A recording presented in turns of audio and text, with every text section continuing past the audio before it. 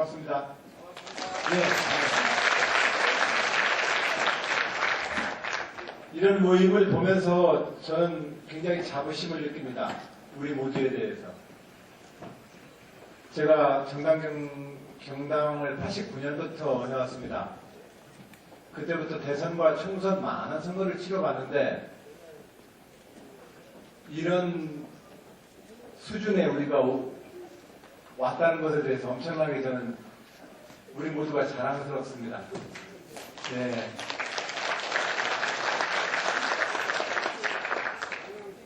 국가의 주권자로서, 주인으로서 여러분들께서는 우리 당 주요 후보들을 불러서 이야기를 청하고 각각의 후보들이 어떤 생각이 있는지 물어보고 또 같이 이야기를 나누는 이런 자리가 정말로 저는 살아있는 민주주의라고 생각을 합니다. 민주주의, 국민이 주인인 나라입니다. 네, 국민이 주인인 그 나라를 우리가 지금 이렇게 성큼성큼 걸어가고 있다는 것에 대해서 저는 무척 자부심을 느끼고 여러분 모두와 함께 이 자부심을 우리 모두의 자긍심으로 나눠 갖고 싶습니다. 여러분들도 그러시지요? 네, 고맙습니다. 몇 가지 이야기만 제가 짧게 좀 올리고 여러분들과 이야기를 바로 나누도록 하겠습니다. 앞서 말씀드린 것처럼 정권교체가 국민들이 정권교체를 바라십니다. 새누리당과 그동안 이명박 박근혜 정부를 통해서 대한민국을 이끌었던 집권여당 새누리당이 거의 깨져버렸습니다. 그리고 박근혜 대통령은 사실상 헌법이 정해놓은 자신의 임기를 다 채우지 못하는 불행한 사태에 직면했습니다. 그리고 많은 국민들은 이번 기회에 새누리당과 이명박 박근혜 정부를 극복해서 현재의 야당이 새로운 대한민국을 잘 이끌어줬으면 하는 그런 마음이 분명히 지금 시대의 흐름입니다. 자, 그런데 우리가 어떻게 정부를 인수하고 또 어떤 정권 교체를 할 것인지 저는 당원 동지들과 함께 이야기를 나눠보자고 제안합니다. 사실 우리가 이러한 경험은 우리 젊은 친구들이 볼 때에는 오래된 역사 같지만 오래된 역사가 아닙니다. 87년 6월 항쟁 덕분에 87년 12월 대선에서 아쉽게도 야권의 분열로 노태우 대통령이 당선되었지만 그 이전에 국민들이 이렇게 평화롭게 투표해가지고 대통령 뽑는 거 그거 1948년 헌법 만들고 나서 1987년도에야 이룬 일입니다. 사실 40년 걸린 겁니다. 그 40년 걸려서 우리가 한 일이라고는 한 일이 뭐냐? 쿠데타 하지 말아라. 부정선거 하지 말아라. 독재하지 말아라. 겨우 요거 잡은 겁니다. 자, 그러고 나서 우리는 지금 노태우 정부부터 박근혜 정부까지 6명의 대통령을 보냈습니다. 어떤 정권 교체를 경험하셨습니까? 저는 단군 이래 최초의 평화적 정권 교체를 이룩한 김대중의 역사에 대해서 자랑스럽게 생각합니다. 사실 노무현 대통령이 사용하셨던 표현인데 단군 이래 최초의 평화적 정권 교체였습니다. 김대중 대통령의 등장은 그 전에는 다 유혈혁명이었습니다. 그런 정권 교체의 역사에서 우리는 평화적 정권 교체를 만들었던 김대중의 역사를 자랑스럽게 기억하고 있습니다. 그 뒤를 이어서 우리는 노무현 대통령을 뽑아서 민주정부 10년의 기간을 대한민국을 이끌었습니다. 10년 동안. 그러고 나서 우리는 이명박 대통령을 뽑았습니다. 국자는 노무현 대통령이 잘 못했기 때문에 정권 재창출을 못한 거다. 이렇게 비판하시는 분도 있습니다만 그건 너무 좀 야박한 분석 같습니다. 클린턴 대통령, 오바마 대통령 인기 그렇게 좋은데도 정권 재창출 못하지 않습니까? 정권 재창출을 못한 것을 김대중 노무현 민주정부 10년이 잘못했기 때문에 정권을 빼앗긴 것이다라고 이야기하는 것은 그건 정말 잘못된 분석입니다. 국민들 입장에서 보면 이 집 물건 갈아줬으면 이제 이웃집, 옆집 물건 갈아주는 정도의 정권 위치 아니겠습니까?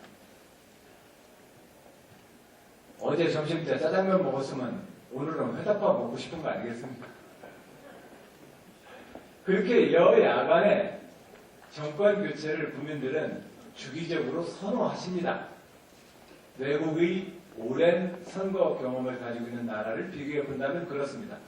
아마 우리나라도 그러한 외국의 사례와 다르지 않은가 봅니다. 그런 점에서 김대중 노무현 정부 뒤에 이명박 박근혜 정부의 등장은 민주정부 10년의 성패와 상관없는 일이라고 우리는 봐야 합니다. 물론 그 시대에 김대중 노무현 정부 시대에 우리가 새로운 시대의 과제로 안아버린 많은 과제가 있습니다. 그것을 우리 진보진영이나 민주진영 내에서는 김대중 노무현 정부가 신자유주의에 물들고 삼성과 재벌한테 휘둘려서 나라를 잘못 이끌었기 때문에 생겨난 문제라고 지적하시는 분들이 있습니다. 그러나 저는 그렇게 동의하지 않습니다. 오히려 그것을 이제 우리가 풀어야 될 우리의 새로운 숙제라고 받아들이는 것이 옳습니다. 김대중은 그러면 밀린 숙제 안 물려받았습니까? 김대중 대통령은 안 물려받았습니까? 노무현 대통령은 그러면 밀린 숙제 안 물려받았습니까? 아니 우리 평범한 우리 인생은 앞선 아버지 세대로부터 숙제 안 물려받습니까? 그 모든 물려받은 숙제를 아버지 세대와 선배 세대를 탓하는 것, 그거야말로 가장 못난 후손들이 하는 일 아닐까요?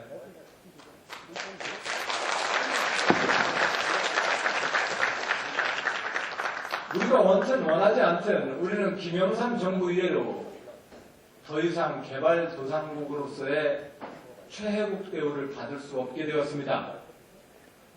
김영삼 대통령 때부터 선진국 클럽이라는 OECD에 가입했습니다. 선진국 클럽에 가입한 이상 WTO와 전 세계의 무역 거래에서 개발도상국이 누렸던 특전은 이제 우리가 못 누리게 되었습니다. 당연히 전 세계를 향해서 우리는 우리의 문도 열어야 했습니다. 왜냐고요? 우리도 물건을 팔아먹고 있으니까요. 자, 우리는 그렇게 전 세계를 향해서 물건을 팔아서 수출 입국과 한강의 기적을 만들었습니다만 92년 김영삼 대통령 이래로 우리도 우리의 시장을 전 세계를 향해서 열어야 되는 처지가 되었습니다. 그 덕분에 지금 현재 우리는 많은 숙제를 안게 되었습니다. 농업 등 전통적인 우리 산업 분야의 과제, 문을 열므로써 국제 비교 우위에서 열의 지표를 가지고 있는 산업 분야가 심각한 타격을 입게 되었습니다. 또한 전 세계화와 IMF 덕분으로 우리는 노동시장이라고 하는 고용 유연성을 채택하지 않을 도리가 없었습니다. 이것은 우리의 노동정책의 변화가 아니라 물건 하나 신상품 만들면 그것이 히트쳤다가 없어지는 주기가 너무 빨라집니다. 그러니까 많은 기업들이 생겼다가 없어지고를 반복합니다. 이 기업이 만들어지고 기업이 사라지고 하는 것을 반복하다 보면 반드시 거기에는 평생 고용 보장이라는 전통적 우리의 고용 개념이 흔들리게 되어 있습니다. 자, 이러한 문제들은 김대중 노무현 정부의 신자유주의에 물들어버린 반민주적 정부의 정책 때문이 아니라 세계화와 새로운 산업 주기에 들어있는 이 시대에 우리가 지금 풀어야 될 우리의 숙제라고 받아들이는 것이 나는 다 이렇게 생각합니다. 바로 정권교체는 이 숙제를 풀어야 합니다. 이명박 박근혜 정부가 이 문제를 좀 더 적극적으로 풀기를 바랬습니다만 이명박 박근혜 정부는 대한민국의 또 보수 진영은 정권 교체를 대단히 잘못하셨습니다. 이명박 박근혜 정부의 국정 기조는 녹색 성장이라거나 창조경제 혁신 정책이라고 말할 수 있겠지만 제가 볼 때 이명박 박근혜 정부의 국정 기조는 김대중 노무현이 했던 것 뒤집기가 국정 기조입니다. 무조건 뒤집는 거였습니다. 이명박 대통령 균형 발전이라고 하는 가치를 뒤집어서 세종시를 3년이나 끌어가지고 반토막을 내버렸습니다. 또한 뭐가 있죠? 이명박 정부 들어와서 대북 정책은 또한 말할 것도 없습니다. 대북 정책에 있어서 저는 이명박 대통령이 김대중 정부의 햇볕 정책을 반대하는 것, 반대의 정책을 내는 것까지는 그래 저는 이해할 수 있다고 생각합니다. 그러나 새누리당이 집권 시기에 했던 대북 정책의 기준은 유지했어야 되는 거 아닙니까? 김대중 노무현 정부가 믿다고 그것을 뒤집다 보니까 새누리당 조상이 만든 정책마저도 스스로 그냥 뒤엎어버렸습니다. 박정희 정부의 7.4 남북 공동성명, 노태우 정부의 7.7 남북 기본 합의는 새누리 집권 시절에 합의했던 대북 정책의 약속이고 기조였습니다.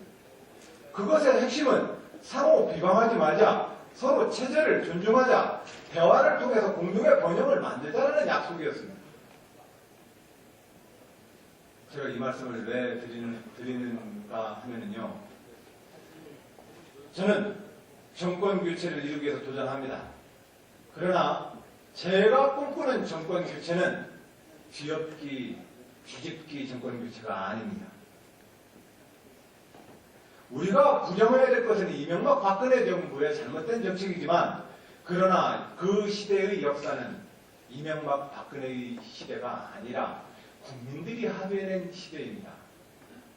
대한민국의 역대 정부들의 정책들은 좀 지속해 나가야 합니다.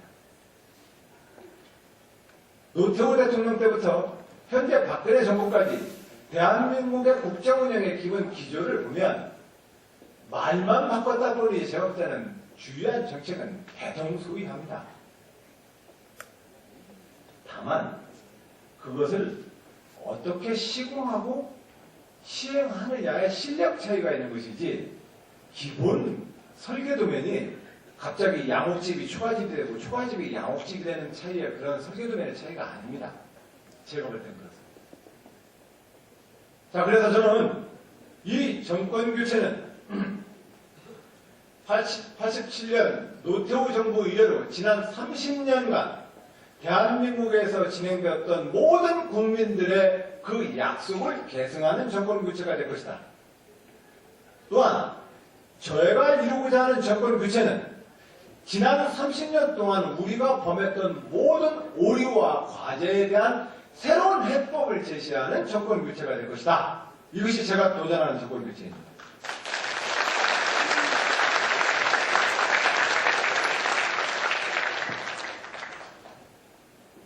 그 자세한 내용은 좀 이따 질의응답 시간에 서로 이야기를 나눠보도록 하겠습니다.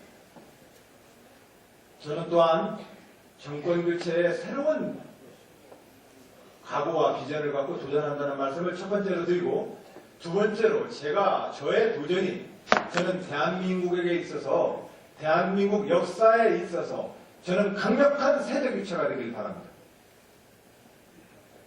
국가가 위기가 있고 한 시대의 역사적 전환기가 있을 때 그 전환과 위기를 극복하기 위해서는 반드시 그 집안에 그 조직의 젊은이들이 도전해줘야 합니다. 사실상 올해 서른 나이로 54살 된 제가 젊은이라고 하기에는 우리 후배들이 보기에 좀 쑥스럽습니다. 47살에 대통령 된 오바마를 보기에도 좀 쑥스럽고, 아직도 저보다 한참 밑에 있는 캐나다 트리도 총리를 보기에도 쑥스러운 표현입니다. 그러나 대한민국에서 저의 도전은 1971년 40대 기술은 이후로 한 번도 교체하지 못한 대한민국 지도력의 세대 교체를 향해서 저는 도전한다. 이 말씀을 드립니다.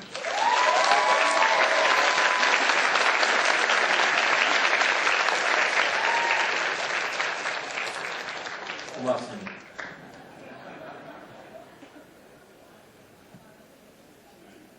저희들 세대는 386 세대라고 표현됩니다. 선배님들, 김윤태 선배님 같은 선배님들을 모시고 70년대, 80년대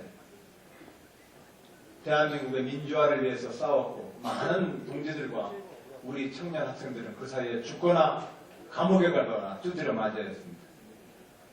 그리고 수많은 우리 어머니들의 눈물에 눈물을 흘리게 했습니다. 그 세대가 87년 60항쟁을 계기로 대한민국의 반듯한 민주주의 역사를 출발시켰습니다. 더 이상 대한민국은 쿠데타가 통하지 않는 나라가 되었습니다. 더 이상 대한민국은 국가 권력이 우리 개개의 인권을 사찰하고 잡아다가 두드려 패는 그런 야만의 국가는 면하게 되었습니다. 이명박 대통령은 데모하는 데만 유능하고 경제 먹고 사는 데는 무능한 게 민주화운동 진영이라고 비난한 바 있습니다. 그러나 이명박 대통령 집권 5년은 당신의 말씀이 얼마나 엉터리인가를 스스로 입증하는 5년이었습니다. 박수 치셔서 그래요.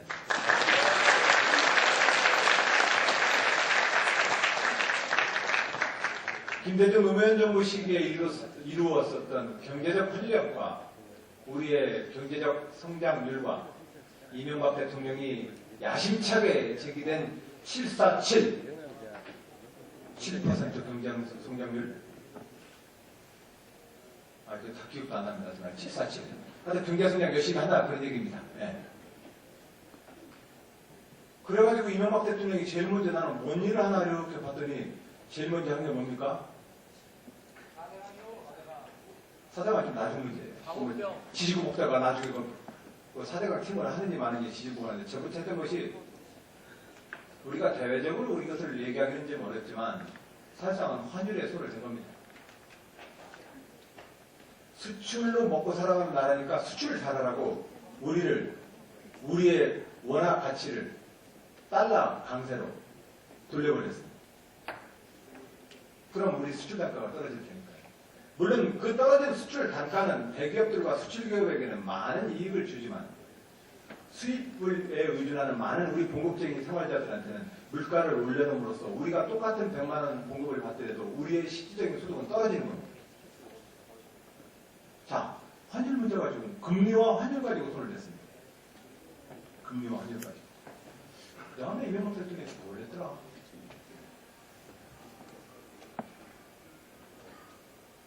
물가 잡는다고 그랬습니다. 막 50몇 개 막 물값 관리 본부 가지고 물가 잡는다고. 제가 그 당시 도지사였는데, 난데없이 한 3, 40년 만에 물가 관리 직원들을 새로 돼야 됐고, 다니면서 짜장면 값 조사하러 다녔습니다. 이 무슨 때 아닌 역주행입니까? 비즈니스 프렌들리. 그러니까 비즈니스 프렌들리라는 단어가 정확합니다. 그거는 마켓 프렌들리가 아니라 비즈니스 프렌들리입니다. 돈 버는 사람들하고 친합니다. 그것도 대부분 땅 투기와 토목공사하는 사람들이랑 친합니다. 그래서 그는 24조 원의 토목공사를 가지고 경제를 돌리려 했지만 그것은 어떠한 경제적 승수효과도 못 얻었습니다.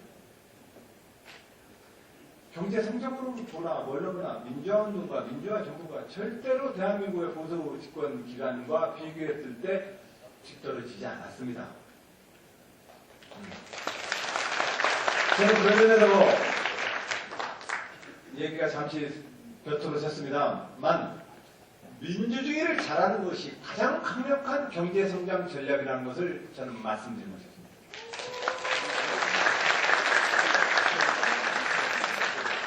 시장의 투자와 시장의 활성화는 실질적으로 시장의 공정하고도 민주적인 시장 질서를 통해서 자유시장이 원하는 나의 혁신과 이노베이션과 투자가 시장이 불공정한 게임에 의해서 배반당하지 않을 것이라는 믿음을 주면 많은 투자자들이 투자를 하고 경기는 활성화됩니다. 또한 민주주의적인 시장 원리에 따라서 임금소득자의 임금소득 배분율을 높이면 그것은 가계의 가처분 소득을 늘림으로써 국민 내부의 내수 경제와 내부 경제의 활성화를 촉진합니다. 그렇기 때문에 민주주의는 사실상은 자유시장 경제 성장의 가장 관건이 되는 일입니다. 자, 저는 이 민주화운동 세대로서 87년 60항쟁을 만들었던 청년 학생 세대였습니다. 그로부터 30년이 지났습니다. 30년이 지나서 이제 50대의 대한민국의 장년이 된 저 안희정 세대는 감히 우리 아버님 세대들께, 선배님 세대들께 부탁 말씀드립니다. 이 위기에 처한 대한민국에서 새로운 젊은 도전과 패기가 이 대한민국의 위기를 극복할 수 있도록 대한민국 정치 지도력의 세대 교체를 허락해 주시길 바랍니다.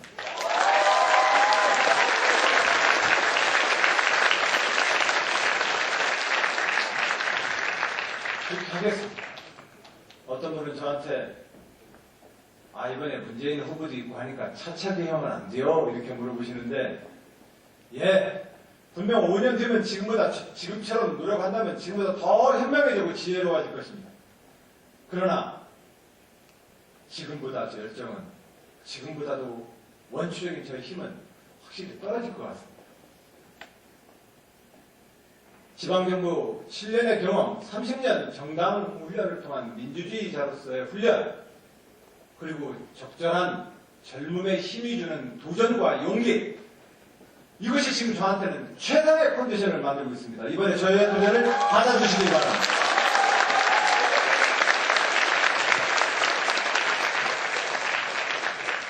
세대 교체를 해내야 합니다. 그래서 새로운 대한민국의 활력을 만들자. 사실 여기에 그런 말씀을 드리고 저는 끝으로 정권 교체와 세대 교체라고 하는 이것을 바탕으로 저는 이제 우리가 대한민국이 새로운 시대로 가자고 제안합니다. 이 새로운 시대의 대한민국으로 가야 합니다. 저는 이 새로운 시대의 대한민국을 이렇게 표현합니다. 박정희 시대의 종언입니다. 박정희 시대를 이제 끝내고 새로운 대한민국 체제로 넘어가야 합니다. 그리고 이 박정희 체제라고 하는 것은 박정희 대통령에 대한 부정적 표현이 아닙니다.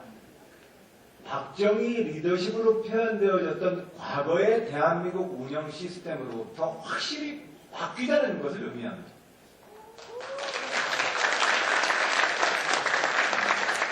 이 시대 교체를 우리는 이뤄내야 합니다. 이제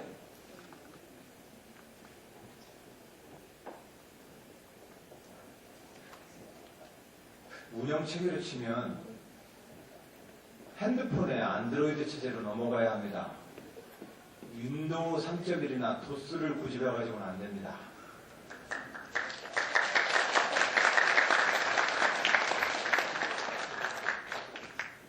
대한민국의 운영 원리가 바뀌어야 합니다.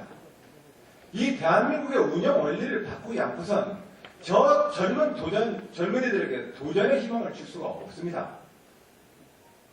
이 대한민국의 운영 원리를 바꾸는 것에 대해서 저는 몇 가지 구체적으로 여러분들과 함께 새로운 시대로 전환하자. 나는 이런 시대를 만들겠다고 말씀을 드립니다. 첫 번째, 안보외교 통일 분야에서 이 지지고 목 싸우는 국가 분열을 저는 막으랍니다.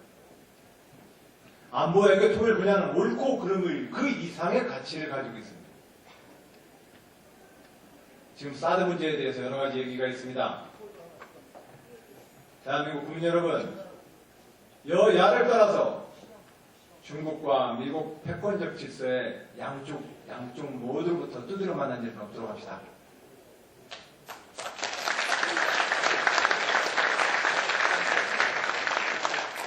그러려면 우리는 5천만 명의 생명과 재산이 걸려있는 안보 외교 문제에 대해서는 여야를 뛰어넘어서 의견을 통일시키고 전략을 합의하려고 노력해야 합니다. 개항기 때 나라가 패막에 접었던 그 순간에 김옥균이 오랐는지 정봉준이 오랐는지 백월군에 쇠고기 옳았는지 그 논쟁해가지고 뭐합니까? 나라 망하면 끝인데. 침략당해서 우리 백성이 죽으면 끝인데 그걸 막자고 정치가 있는 것인데 거기에 옳고 그른 걸 따져서 언제까지 싸우고 있으랍니까?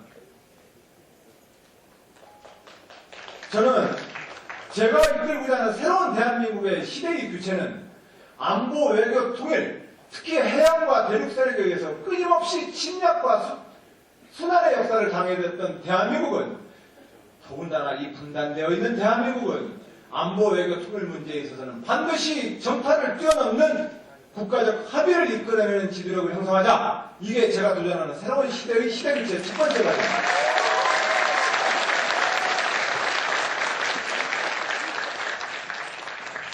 아무리 생각해도 침략과 위기가 닥치면 그때 전파적으로 내가 옳았느냐 그랬느냐라고 하는 건 아무런 의미가 없다는 걸 깨달았습니다. 안보 외교 통일 분야에서는 저는 초당적으로 제가 대통령이 된다면 안보 외교 통일 분야에 대해서는 여야 지도자들과 국가 안보 전략회의를 통해서 국가의 장기 전략 로드맵을 저는 만들어야 합니다. 그래야 합니다. 우리 역사 자체가, 아니 이 분단 자체가 이미 외세에 의해서 분단된 거 아닙니까?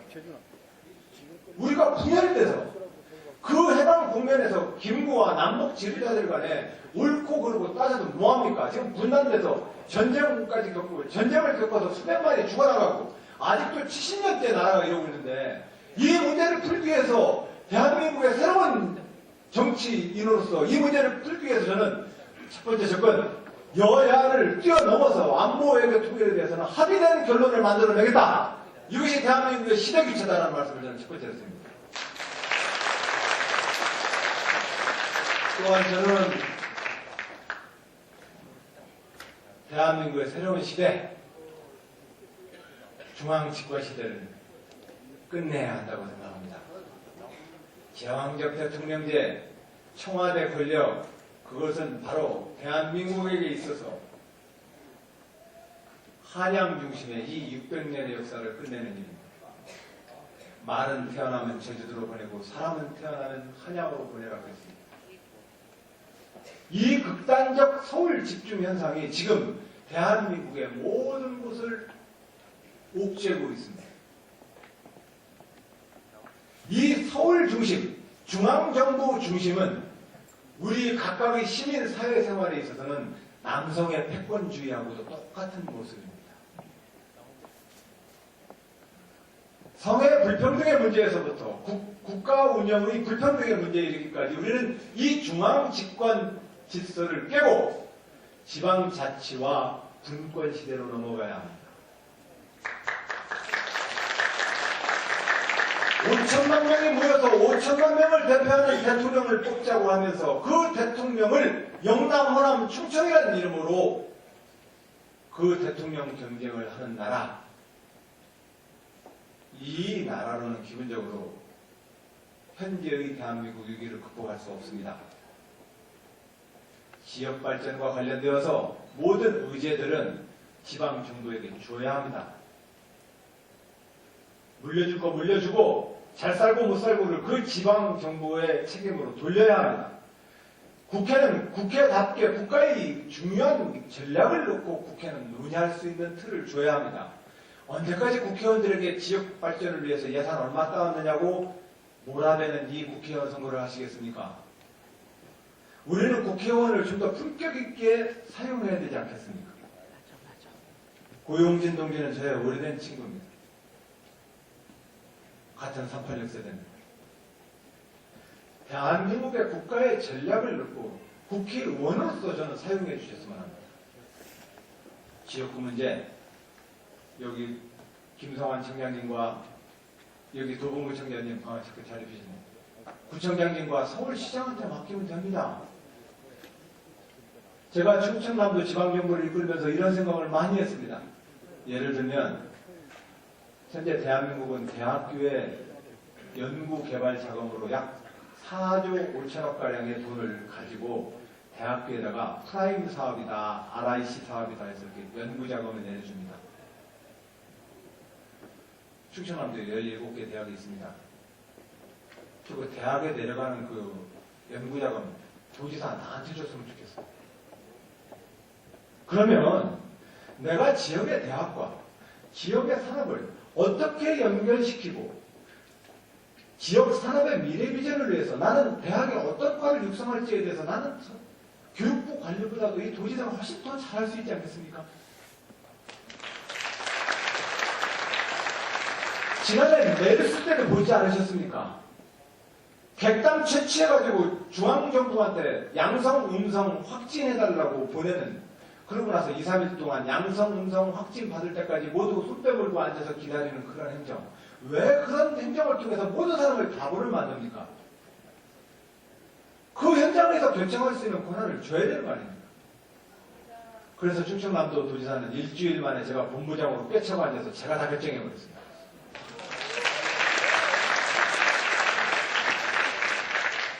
지방정부에게 권한을 주고 중앙 집중화된 중앙 집권 국가 체제를 자치 분권 체제로 넘어가야 합니다. 그래야만 우리는 이 지역주의 정치, 국회에서의 예산 따오기 게임의 이 무한 지역주의 경쟁 구도도 깰 수 있고, 국가의 장기 전략을 놓고 국회와 대통령이 일할 수가 있고, 현장에 있는 정부가 우리가 낸 세금을 가지고 좀 더 효과적으로 현장에서 정책을 계획하고 집행할 수가 있습니다.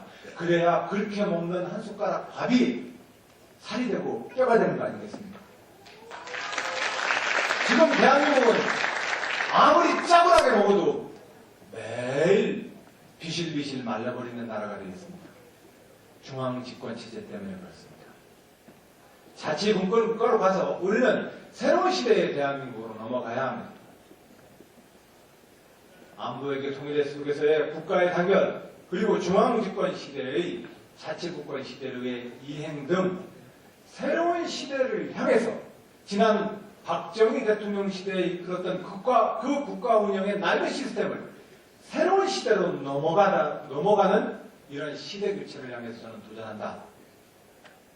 저의 도전은 그런 의미에서 시대의 교체라는 말씀을 올립니다.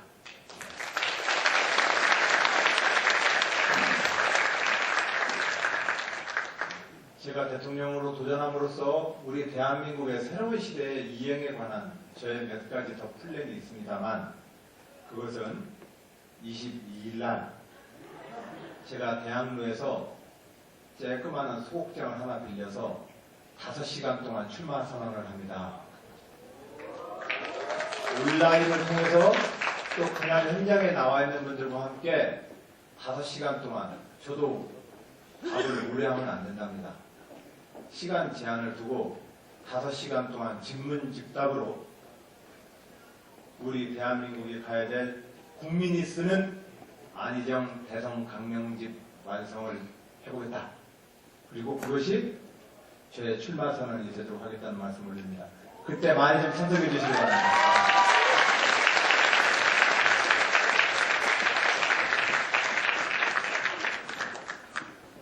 아주 긴 이야기 해주셨습니다.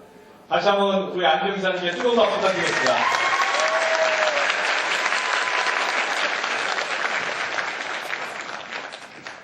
오늘은 이 질의응답을 좀 길게 해도 되는 거죠? 예, 괜찮습니다. 예. 오늘 우리 사전에 좀 말씀을 드렸습니다만은 이 자리에서 여러분들이 그동안 안희정 기사님을 쭉 보시고 생각했던 궁금하신 점 쭉 손들고 질의해 주십시오. 순서대로 해서 쭉 진행을 하겠습니다. 네, 제일 앞에 계신 분부터 시작하겠습니다. 예, 남자분. 뒤에 마이크 가고 있습니다. 네, 안녕하세요. 서울 강남구에 사는 원현우라고 합니다. 아까 이제 이명박 정부 말씀하시면서 경제 얘기하셨는데, 첫 번째 질문은 대기업 법인세를 올려야 하나 말아야 하나 이런 문제가 있는데 거기에 대해서 어떻게 생각하시는지 듣고 싶고요. 두 번째로 통일 외교 안보 부분에서는 통일 외교 안보에 대한 말씀하셨습니다. 근데 노무현 정부 때처럼 정치적 정권을 환수해야 되는지 그런 문제를 듣고 싶고, 세 번째로 잠깐만요. 다른 분도 질의응답 해야 하기 때문에 좀 가급적이면 짧게 하나 두 개씩만으로 좀 제안하겠습니다. 죄송합니다. 예. 예, 그럼 아까 말했던 그첫 번째 법인세 두 개만 하실래요 그러면? 예. 예, 알겠습니다. 예. 좀 이해해 주십시오. 예. 지금 법인세를 포함해서 증세 논쟁은 예를 들면 어떤 경우든 조세 문제는 징벌적 개념으로 접근하면 안 됩니다. 돈 내는 사람 기분 나쁘고 그러면 됩니다. 그래서 징벌적으로 접근을 하는 것은 조금 문제가 있습니다. 저는 이 조세 문제에 대해서는 오히려 우리가 어떠한 재정 수요를 가지고 있는가에 대해서 얘기를 해야 합니다. 물론 조세 개혁 자체는 조세의 형평성, 수입이 있는 곳에 반드시 세금이 붙어져야 되는데 누군가는 세금 없이 수입을 올리고 있다면 이런 조세정의 차원에서 손을 대야 될 대목이 있을 것입니다. 그러나 지금 현재 대기업 법인세 논쟁은 일반적으로 지금 왜 그 돈이 필요합니까? 우리는 어떠한 재정을 필요로 하고 있는 것입니까? 저출산 고령화 시대라고 얘기한다면 우리는 어떠한 재정 투자, 재정 수요를 충족시켜야 되고 그 재정 수요액이 얼마이길래 어떻게 더 돈을 거두자고 얘기를 하고 싶은 겁니까? 이걸 먼저 얘기를 해야 합니다. 대기업들뿐만 아니라 그냥 일반 법인세입니다. 예. 뭐 대기업, 중소기업이든 법인세지만 똑같이. 이 법인세의 문제에 대해서 우리가 OECD 국가에서 낮다면 낮고 높으면 높고 이런 측면이 있습니다. 그런데 이 법인세 문제를 가지고서 논쟁을 하는 가장 첫 번째는 이것이 재벌 개혁의 일환인 것처럼 얘기하는 것에 대해서는 그건 좀 다른 수단인 것 같습니다. 오히려 전통적으로 우리는 법인세를 1% 올리게 되면 지금 현재 1조 5천억가량의 세수가 올라갑니다. 1%. 근데 그럼 뭐 2% 올렸다면 3조입니다. 3조라는 돈을 우리가 증세를 해서 토탈로 어떠한 재정 수요를 메꾸려고 하는 것인지에 대한 이걸 먼저 얘기를 하면서 부수적으로 얘기하는 게 옳습니다. 네, 저는 그렇다는 말씀을 드리고 통일 외교 안보 문제에 있어서 전시 작전권 문제는 우리도 이제 개발도상국이 아닙니다. 전 세계에 엄청나게 많은 나라한테 우리 물건을 메이드 인 코리아 물건을 팔고 있고 그 나라들과 외교 관계를 맺고 있는 나라입니다. 그러면 당연히 군사 주권은 우리가 가지고 있어야 합니다. 이것은 전략적 한미 동맹의 발전이라는 측면에서도 미국이 요청하는 내용이기도 합니다. 그런데 유독 우리나라의 보수 정권분들은 어떻게든 간에 미국한테 매달려야만 우리가 산다고 하는 태도를 아직도 가지고 있습니다. 이런 태도 때문에 지금 현재 사드 문제도 더 불합쳐진 겁니다. 우리가 전시작전권을 가지고 있고 군사 주권 국가를 한다면 내 군사 무기 방어 체계를 내가 사는데 왜 중국이 시비를 합니까? 우리가 군사 주권이 없어지니까 결과적으로 미군 기지에 들어오는 그것은 미국의 MD 전략이라고 우리가 공격을 당하는 겁니다. 그래서 전시작전권을 포함한 우리 군사 주권에 대해서는 확고하게 조속한 시일 내에 우리가 OECD 선진 국가의 하나로서 우리는 행사해야 합니다. 그래야만 우리가 국제사회에서 능동적인 안보 외교 전략을 펼 수 있다. 이 말씀을 좀 드립니다. 네, 다음 질문 받겠습니다. 네. 저 먼저 여기 앞에 계신 분부터 하겠습니다. 예. 세 번째 쪽에 계신 분. 예. 사회자 선생님, 제가 이걸 많이 해보니까 이렇더라고요. 열을 정해놓고 이렇게 섞어야지 나중에 이렇게 하면 나중에 헷갈려서 다른 열에서 막 문제 생기게 생기더라고요. 알겠습니다. 이거 같이 하겠습니다. 꼴찌! 네, 노원병 지역에 거주하는 당원 이희강입니다. 예. 반갑습니다. 예, 지금 안 지사님께서 포스트 박근혜에 대해서 이제 세대 교체, 정권 교체, 시대 교체에 대해서 말씀해 주신 데 대해서 잘 들었습니다. 네. 그런 면에서 제가 이제 한 가지만 좀 질문을 드리겠는데, 중간에 이제 언급을 하시긴 하셨는데, 이번 19대 대통령이 되기 위해서 도전합니다라고 많이 이제 TV 비상이나 인터뷰장에서 밝히셨는데도 불구하고 많은 사람들이 이번에 차차기를 노리고 있는 거 아니냐 라는 생각들을 하고 있습니다. 안지사님께서는 그 차차기 프레임을 걷어달라는 얘기를 수차례 많이 하셨던 거로 제가 기억을 하고 있는데 지사님이 보시기에 그 차차기라는 꼬리표가 떨어지지 않는 이유가 무엇인지, 그 다음에 이제 차차기가 아닌 차기 대통령 후보는 왜 안희정이어야 하는가 라는 것을 다시 한번 좀 몇 가지 요약해서 말씀해 주시면 감사하겠습니다. 예, 감사합니다. 저는 당원 동지 여러분들과 또 많은 대한민국 주권자 여러분, 시민자 여러분들께 말씀 올립니다. 저 진심을 다해서 준비해 왔습니다. 최선을 다해서 훈련해 왔습니다. 그리고 제가 정치인으로서 지금 가장 최상의 컨디션이라고 생각합니다. 제가 제기하는 문제 제기를, 저의 비전을 저는 좀 무겁게 받아주시고 그래서 한번 비교해 주셨으면 좋겠습니다. 단순하게 우리가 무조건 정권 교체하겠다 그러면 제가 안 보입니다. 그러나 우리가 지금 새롭게 구성해야 될 차기 정부와 그 정부가 어떤 미래를 향해서 가야 되는가 한 번만 더 고민해 보신다면 제 이야기가 들리실 겁니다.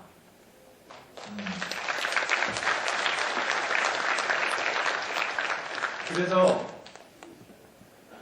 그동안 차차기라고 하는 프레임을 저를 격려해준 의미로 쓰셨다면 이 시간 이후에는 정말로 심각하게 당신도 이번 주자로서 내가 검토 대상에 넣어줄게, 이렇게 마음을 좀 열어주셨으면 합니다.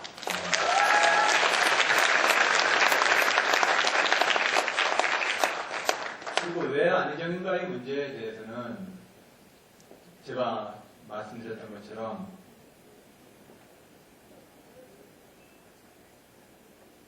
정당인으로서 정당 정치의 이 역사에서 이처럼 헌신하고 훈련받아온 정치인 많지 않습니다.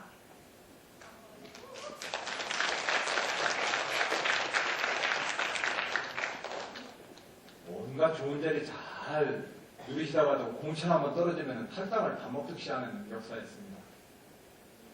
하지만 저는 당을 위해서 제 나름껏 희생하고 헌신해 왔습니다. 대한민국 정당 정치의 역사에서 저는 정당 정치의 원칙을 바로 세워오기 위해서 싸워왔습니다. 또한 저는 지방정부 친례를 통해서 가장 보수적이라고 하는 지역에서 또 가장 극단적인 여소야대의 지방의회를 상대로 공약 이행률 전국 1위, 도지사 도민으로부터의 시도지사의 도민으로부터의 도정 지지율 1위를 기록하고 있습니다. 그러면 저는 이미 한번 예비고사 끝난 거 아닙니까?